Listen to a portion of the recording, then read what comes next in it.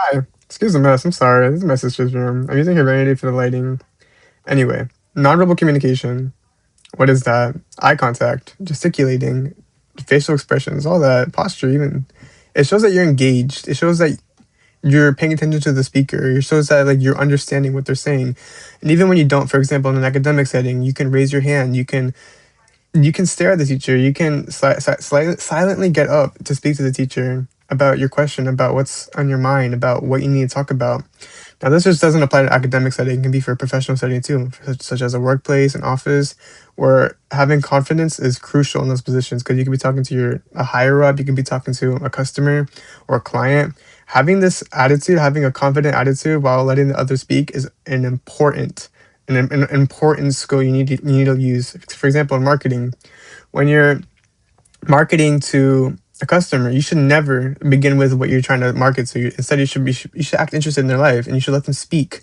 Make sure you have eye contact. Make sure your posture is great, and make sure you're actively interested, nodding your head and gesticulating when it's your turn to speak. And finally, personal. So, for example, if you're speaking to a friend, you would want to respect boundaries. Maybe they don't want to be touched. You can refrain from touching them, or maybe understanding emotions, like emotionally. When you're speaking to a friend, you're showing them with your face, like a facial expression, that you're interested, you're engaged.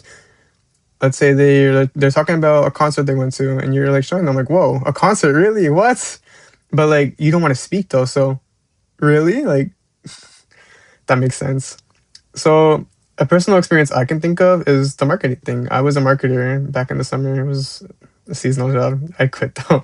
Um, you never wanted to start the conversation off right away with what you were marketing about. You'd want to get to know your client so that they don't feel rushed. They don't feel that their only purpose in this conversation is just to be marketed and just to be sold to. No, because they're people too, and you don't want to be rude. Be polite. Look at them in the eye and show that you're engaged with what they want to talk about. Show them that you're interested in their life, because talking to people, you got to understand that it's not just about speaking. You don't want to speak over anybody. You want to make sure that you're engaged. You want to make sure that you can follow up with what they want to talk about. An example I can think of for education or academic is that I was really close with my teachers, so they could understand me. Like I spoke to them as a person, so they understood my expressions, and if I was like what, they would repeat it.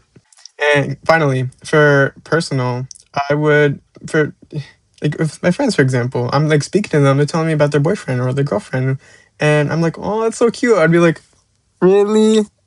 What? That'd be it though. Thank you so much. I hope you have a great night. Thank you again for watching.